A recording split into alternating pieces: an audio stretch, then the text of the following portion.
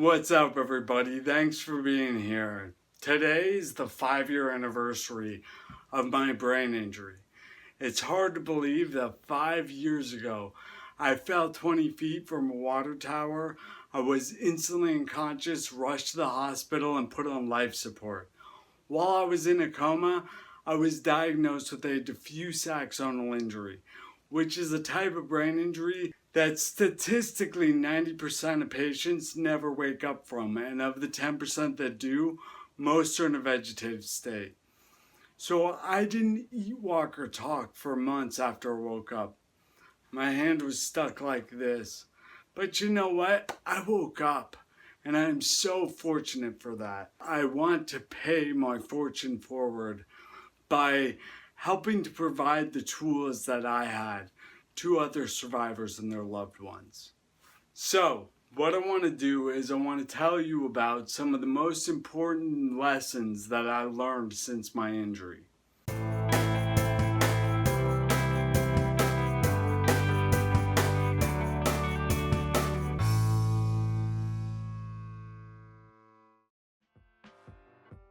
First of all, no two brain injuries are the same. No two brains are the same, and so no two brain injuries are the same. You know, our brains are wired, networked completely differently, and it's a good thing because otherwise it'd be pretty boring. And piggybacking on that is that there's no such thing as a minor traumatic brain injury. The effects of a brain injury are different for different people.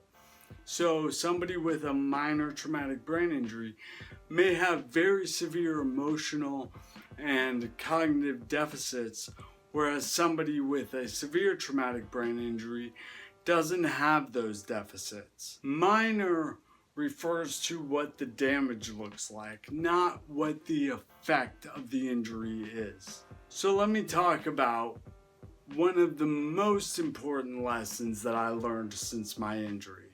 The brain can heal itself. Brain plasticity is showing us that the old notion that the brain was static after a certain age is shown to be false. So that's excellent news. Thank God for brain plasticity. So the next thing is nutrition. Why is nutrition important? Because your brain needs supplies in order to build those neuronal connections. So thinking of my brain injury, many of my neurons have been severed. And rebuilding neuronal connections or encouraging brain plasticity requires two things. It requires the right ingredients and it requires the right exercise. I think of those like building a bridge. You need materials, you need skilled workers, or you need brain building nutrition, and you need to do the therapy or target your exercise. The next thing, exercise, therapy. You know, finding the right stimulation for those neurons so that you can rebuild those pathways. In order to build something, you need workers. And those workers are going to be the therapy you do, the exercises you do, the learning you do.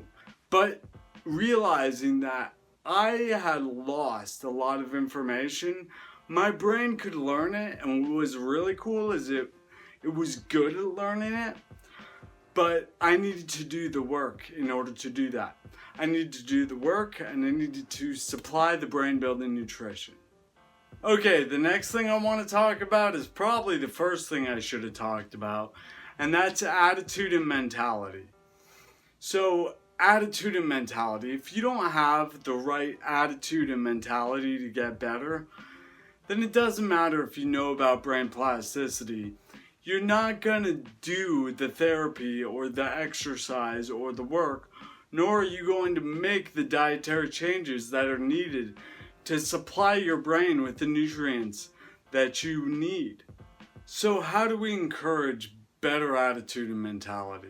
Well, as caregivers, we need to show support for our loved ones. In my experience, I had very dark days, especially in the hospital, where I saw how much this injury was going to affect my life, how my life as I knew it at that point was over.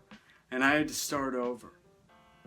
But I had friends and family in the hospital just about every day telling me that there were people who cared and who I needed to get better for. And that gave me the drive to press on. That gave me the purpose. The purpose wasn't in me, it was in them. But other people have found a purpose in themselves as well. So our attitude and mentality is directly infected by purpose, and loved ones can give their survivor purpose. The other aspect of attitude and mentality is acceptance. And this was quite possibly the biggest gift that I was given from my brain injury. Yes, I'm saying my brain injury gave me a gift. So what is acceptance? I'll tell you what acceptance is not. Acceptance is not giving up or no longer trying, because what's the use? Acceptance is looking at where you are in this particular moment and making peace with this moment. What you do in this moment may affect the future, and always work towards improving the future, but being okay with the scenario as it is right now. To be honest, I have so much more to share with you, but I think this is enough for this video. So thanks again, guys. I read every single comment or question that comes across my desk. Here's to 5 years.